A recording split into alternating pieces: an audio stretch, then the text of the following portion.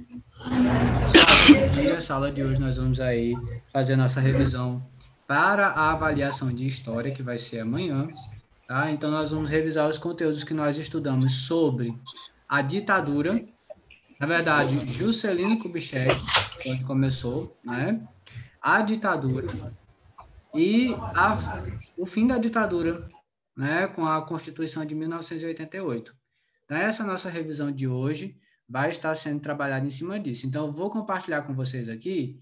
Vocês vão ver aí que nessa revisão, as respostas vocês vão ter que colocar no caderno. Vocês já repararam isso, né? Não tem o espaço para responder aí. Então, vocês vão colocar a resposta no caderno.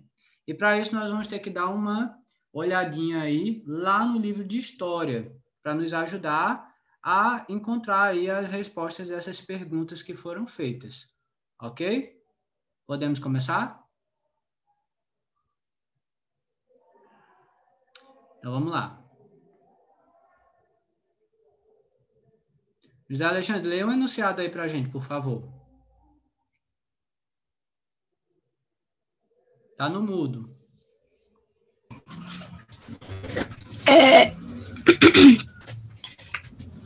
O enunciado, professor, que eu não entendi direito. O enunciado, por favor. Certo. Coleguinha, vamos relembrar alguns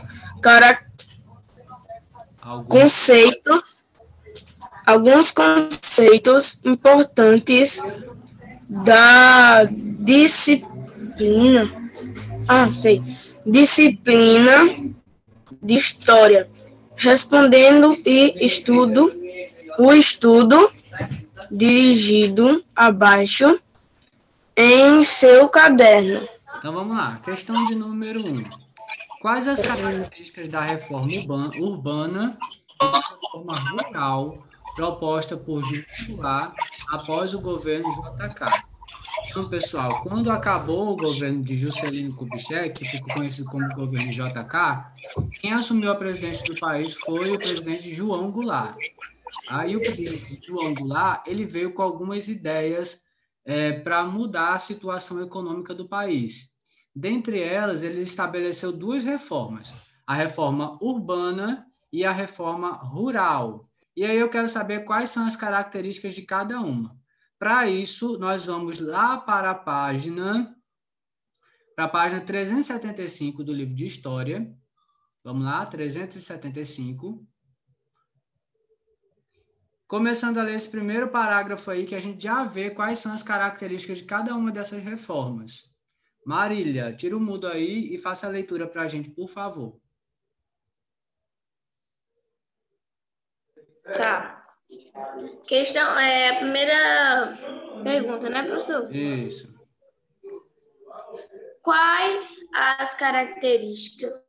Não, meu amor, a primeira pergunta eu já li. Eu quero que você vá lá para a página 375, e a gente vai fazer aí a leitura do capítulo e descobrir já a resposta dela. Você não estava prestando atenção no que eu falei, não? A gente quer saber quais são as características da reforma rural e da reforma urbana proposta por João Goulart. 375, né, professor? Isso. Tá. No início da década de 1960, o então presidente João Goulart tinha proposto várias reformas importantes para o país. Entre elas, havia a reforma urbana. Calma aí. Muita atenção agora que vão vir as características da reforma urbana. Quais são as características? Tá, como é que foi? Reforma urbana, que daria lote urbano à família pobres para que construíssem suas casas. Pausa. Então, vamos entender isso que você leu. A reforma urbana, ela daria lotes de terras nas cidades a famílias pobres, não é? Para construir suas casas, suas habitações, para construir suas casas. E a reforma rural? Vai, Marília. Reforma agrária, que previa a despropriação de grandes fazendas improdutivas. Só um minutinho. Previa a desapropriação. Quem sabe o que é desapropriação? Não sei, professor. Alguém sabe? Um lugar desapropriado para... Desapropriação é como se fosse assim, de terras improdutivas. A terra está lá e não está se gerando nada naquela terra, ela está parada, sem produzir nada nela, nem vegetais, nem animais, tá? E ele só tem uma pessoa que é dona. Então, aquela pessoa não vai ser mais dona porque ali não pode ser mais, porque ali não está sendo produzido nada. Então, o governo queria pegar essas terras dessas pessoas que estavam paradas, desapropriar, tirar a propriedade daquela pessoa e dar para outras. Entenderam? Sim. Tá. Então, previa a desapropriação. Continua, Marília. Improdutiva para distribuir as terras para milhares de trabalhadores rurais. Então, previa a desapropriação de terras improdutivas, que não estavam produzindo, para dividi-las ou distribuí-las entre os trabalhadores rurais. Então, qual era a ideia de João Goulart aí? Já que a terra não está produzindo, eu vou dar essa terra para a pessoa que possa produzir nela. E normalmente seria uma pessoa pobre que ia ganhar esse dinheiro. Esse dinheiro não, esse lote de terra. Agora eu tenho uma pergunta. As pessoas que tinham muito dinheiro, elas iam ficar felizes com isso? Estava dando terra para as famílias pobres na cidade.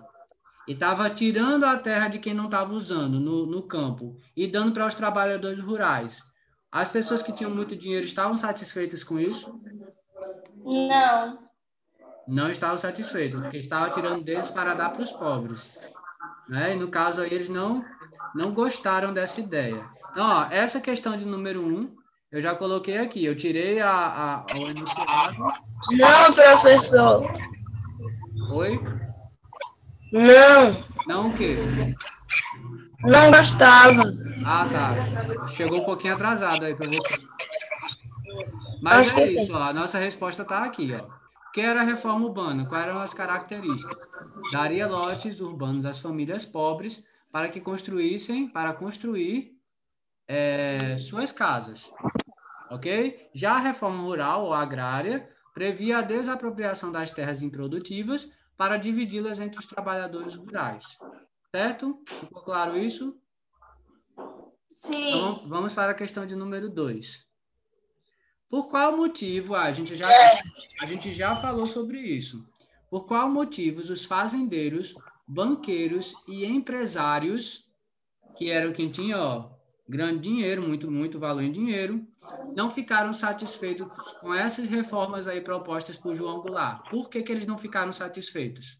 Quem pode me dizer? Deixa eu ver. Não está no livro, não. A gente acabou de conversar sobre isso agora.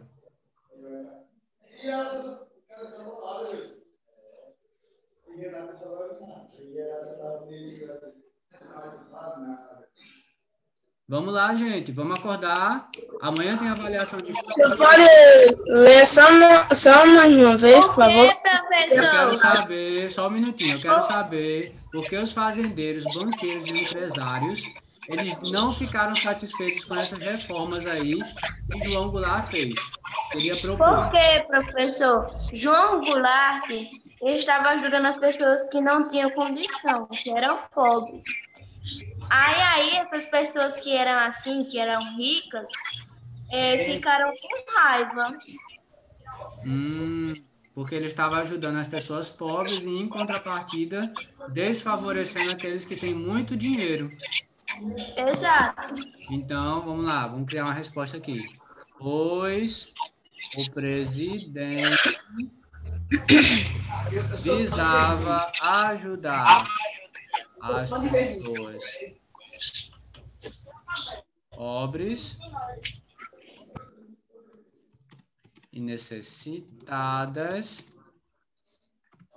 o que desfavorecia aqueles que tinham muito dinheiro e terras. Dinheiro, terras e propriedades.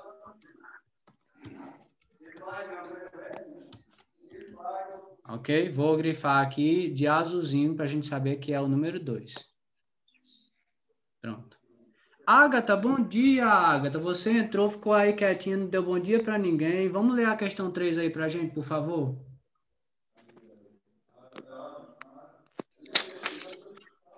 Espera aí, professor. Ah, peraí, tô esperando. A Agatha entrou? Tão quietinha que a gente nem viu. O que poderia acontecer caso alguém se manifestasse contra as ações repressivas da ditadura militar? Então, prestem atenção. Aí, como os banqueiros, fazendeiros, não é? Grandes fazendeiros e empresários ficaram indignados, não gostaram aí dessa ideia do governo, das reformas, eles se juntaram com os militares e acabou acontecendo um golpe militar, não é? No nosso país, conhecido como ditadura militar. E aí, o que eu quero saber nessa questão é o seguinte: se alguém resolvesse se manifestar contra, falar uma opinião contrária à ditadura militar, o que iria acontecer? Pode falar, José. Ia ser procurado, caçado, torturado, até preso ou até levar à morte. Muito bem. O que poderia acontecer era justamente isso. Ó, vamos dar uma olhadinha lá no segundo parágrafo, ainda na página 375, onde tem ali o governo dos militares. Certo. Aí tem o primeiro e o segundo parágrafo. Aqui. Isso que você falou está correto, José Alexandre. Só vamos olhar ali no livro onde está. Com toda essa repressão... Com toda essa repressão, qualquer pessoa que manifestasse uma opinião desfavorável aos militares, fosse em um jornal, em uma sala de aula ou mesmo em uma roda de amigos, corria risco de ser preso, torturado e exilado. Vocês sabem o que é? Sabem o que é exilado? Não. Professor, exilado é tipo uma pessoa que fica presa e fica isolada em uma cela. Perfeito. E, além disso, é levado para um outro lugar fora do nosso país, que pode ser fora do nosso país ou da nossa cidade. Tá? Exilado é tirado do seu lugar e preso em outro lugar. Corria o risco de ser preso, torturado, vou botar aqui, exilado e morto. Tá? Devido à violência durante o governo militar, houve milhares de pessoas mortas ou desaparecidas. Exato, que é o que complementa aí o que a gente falou. Tá? Então, é justamente isso que acontecia. Como nós sabemos, foi um período onde não tinha a liberdade de opinião e poderia acontecer isso aí com as pessoas que se opusessem à ditadura militar. Continuando, Marília, leia a questão número 4 aí pra gente, por favor.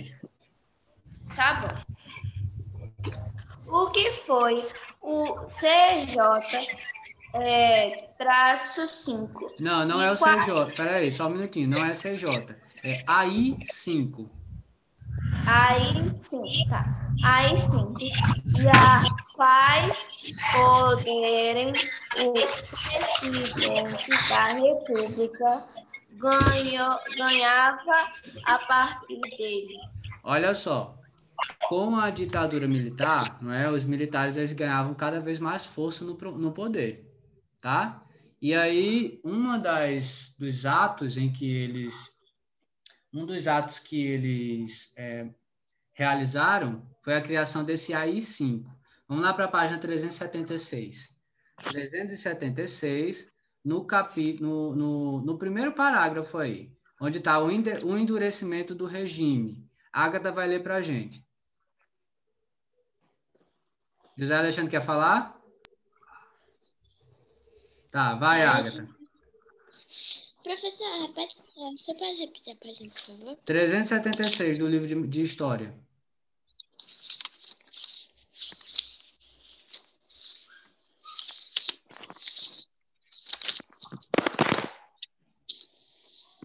Uma das medidas mais duras do governo militar foi o ato institucional no 5. Só um minutinho.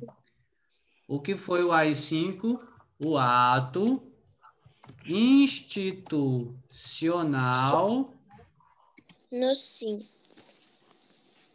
Como é? Não entendi, Agatha. O ato institucional no 5. Número 5. Isso. Tá, que é o AI-5. E quais poderes, não é, ele concedia ao presidente? Continue a leitura. Que concedeu poderes extraordinários ao presidente da República. Depois de decretar o AI-5, o governo fechou o Congresso Nacional. Só uma pausa. Presidente da República, que fechou o Congresso, que a gente vai falar aí no nosso projeto sobre o Congresso Nacional. Fez mais o que, Agatha?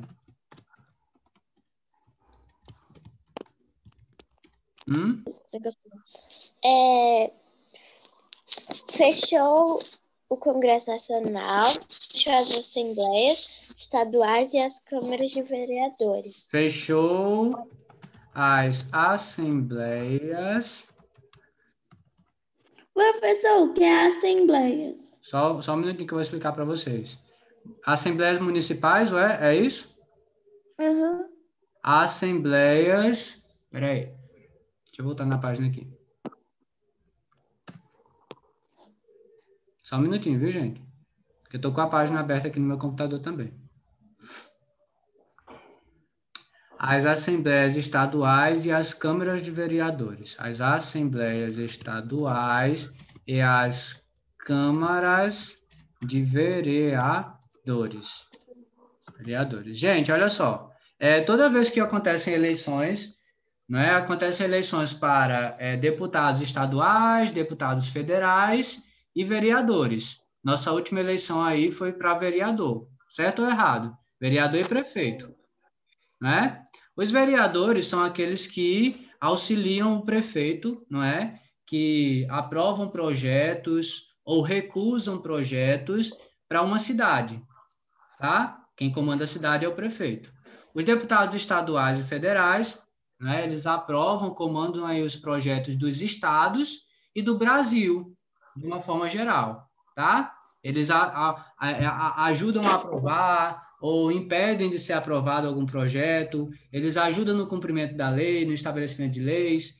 E aí, o que esse presidente aí no AI-5 fez? Eu vou fechar tudo isso aí, porque eu quero ter o controle sozinho, tá? Se tem vereadores, deputados estaduais, deputados federais, eles vão querer interferir nas minhas decisões. E eu não quero que isso aconteça, eu quero governar soberano, sem ninguém. Então, Agatha, as assembleias são justamente os estabelecimentos, os locais onde essas pessoas aí trabalham. Os deputados estaduais, os deputados federais e os vereadores. Você entendeu ou ainda ficou em dúvida? Se tiver no mudo, eu não vou lhe ouvir. Você entendeu? Professor, foi Marília que perguntou, não? Hã? Porque eu já sei. Sim, Marília, você entendeu? Entendi. Tá, ok.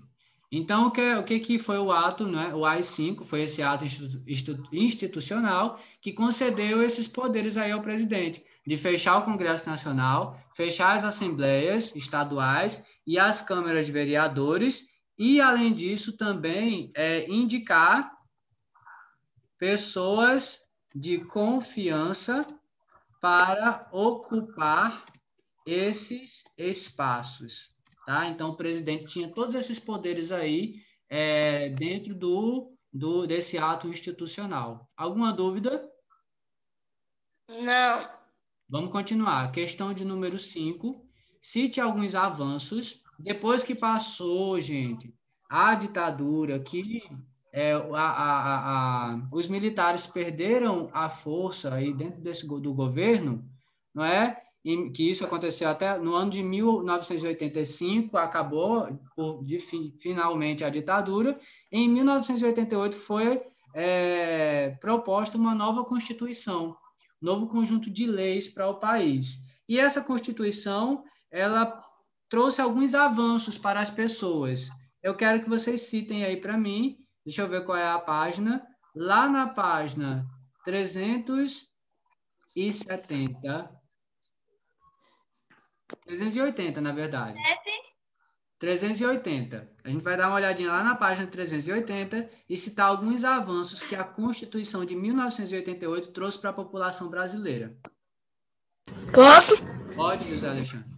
Com o fim da ditadura militar, uma nova Constituição começou a ser elaborada para o nosso país. Ela ficou pronta em 1988 e estabelecia vários avanços, entre eles os seguintes: os maiores de 16 anos e os analfabetos poderão votar. Só um minutinho. Os maiores de 16 anos e os analfabetos, a partir daquele momento, poderiam votar.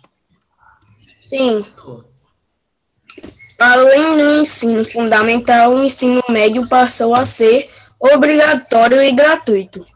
O ensino médio passou a ser obrigatório e gratuito.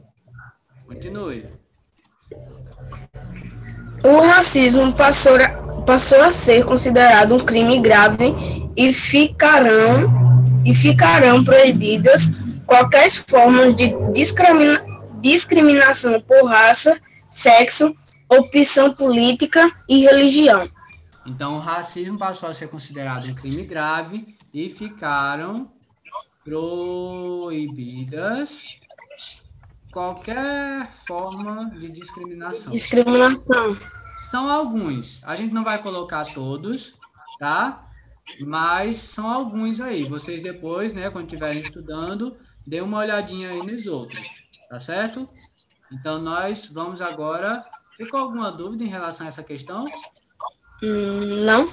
Não, né? Então, nós vamos agora para a questão de número 6. José Alexandre, aproveita e dá uma leitura na questão de número 6 para a gente, por favor. É que eu tô sem a folha. Então, Marília, faça a leitura. Aqui, não dá para olhar pelo computador, não?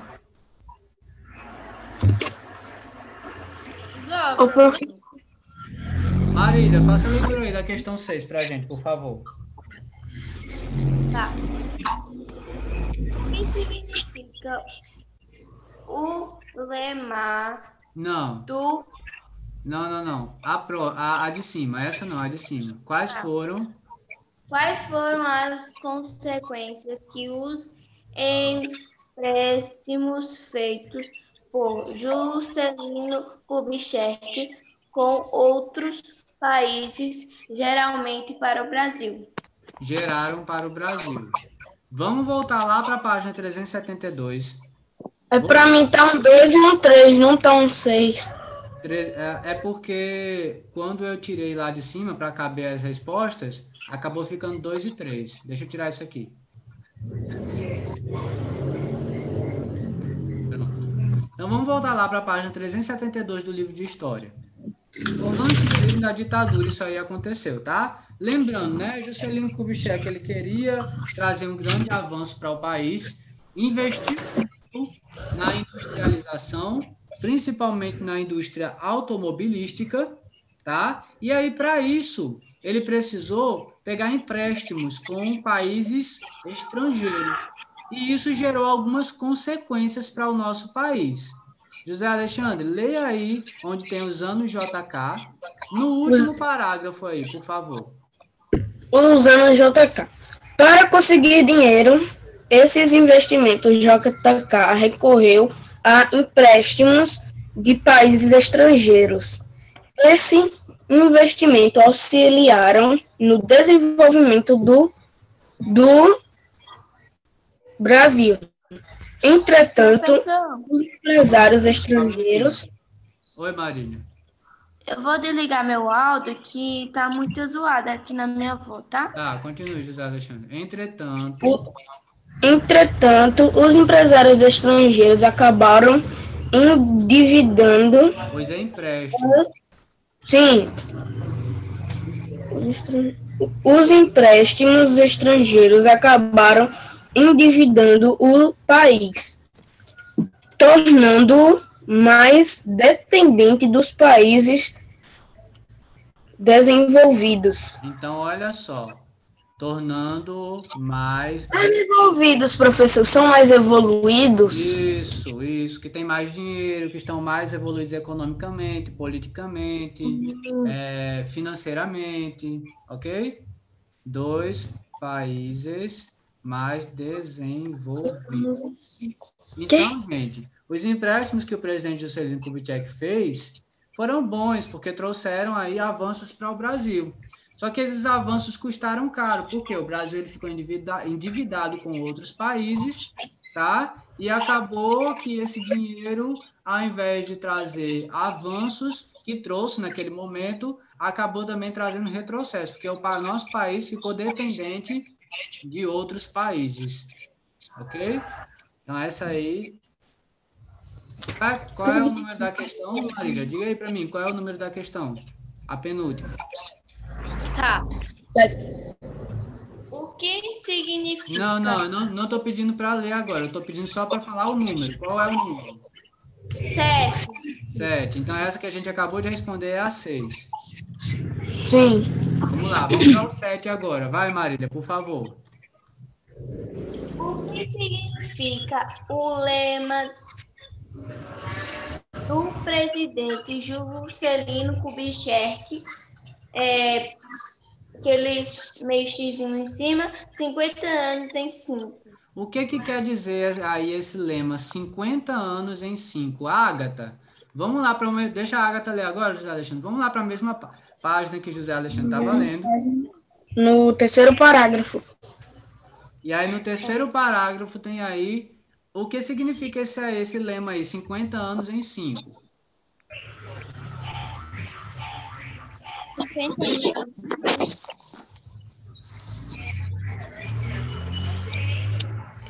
Vamos, Agatha, não estou ouvindo.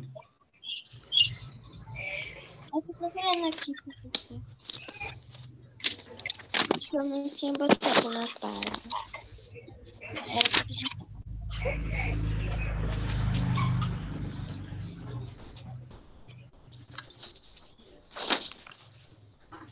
Agatha, cadê você, hein?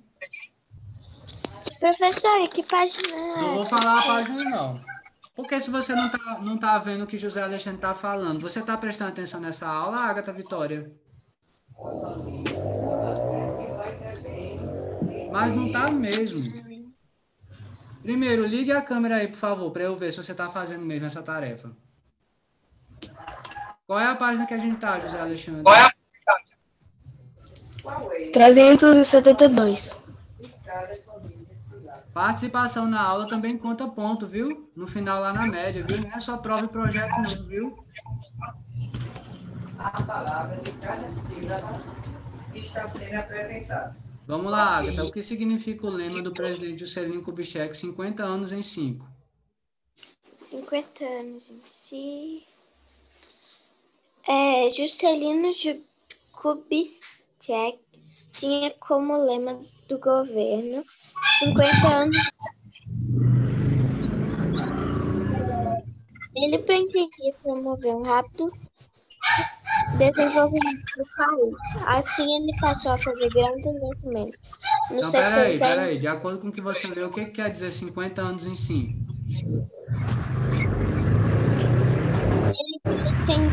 promover um rápido desenvolvimento do país. Ah, ok. Isso quer dizer que ele pretendia promover um rápido desenvolvimento do país, tá? Por quê, gente? 50 anos é muito ou é pouco tempo? Muito. Se ele queria fazer acontecer 50 anos em 5, as coisas teriam que acontecer bem rápido, não é? Então, ele queria promover um desenvolvimento rápido do nosso país. Por isso que ele usava esse lema. Eu quero fazer acontecer 50 anos em 5. Acontecer muita coisa dentro de apenas 5 anos. Entenderam? E, de fato, ele conseguiu, sim, desenvolver bastante o país. Mas acabou que, no final das contas, o nosso país ficou endividado e dependendo de outros países estrangeiros. Alguém quer falar alguma coisa? Alguma dúvida?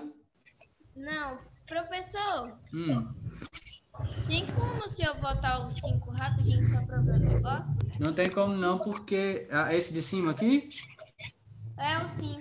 mas você vai ver quando eu mandar o vídeo, tá? Ô, professor, Oi. o sim... Não, não sei. Não sabe o quê? Tá com dúvida em alguma coisa? Não, é aqui ó, que o senhor botou. Prendendo promovido um rápido desenvolvimento. Ele pretendia promover um rápido desenvolvimento do país. Faltou o Ué, o que tá bugado? Não sei. Desenvolvimento aqui, não é? Pronto. E país não tem esse acento, não. Mas aí quando eu mandar o vídeo vocês vão ver, tá, pessoal? As respostas aí. Ok? Pessoal, alguma dúvida até agora? Não. Então, ó, estudem, se preparem para a nossa avaliação de história amanhã. Nós vamos encerrar a nossa avaliação aqui, a nossa revisão aqui, e qualquer dúvida vocês podem perguntar no privado em relação à prova, ok? Ok. Certo. Tá bom. Então tá, até amanhã. Um beijo, um abraço e um queijo. Tchau. E dona Agatha, eu quero a senhora participando mais dessas aulas, viu? Não é só aí de corpo presente, não, é participando. Preste atenção, viu, dona Agatha? Fica de câmerazinha desligada e fica com o áudio desligado e não presta atenção no que a gente tá falando. Tchau.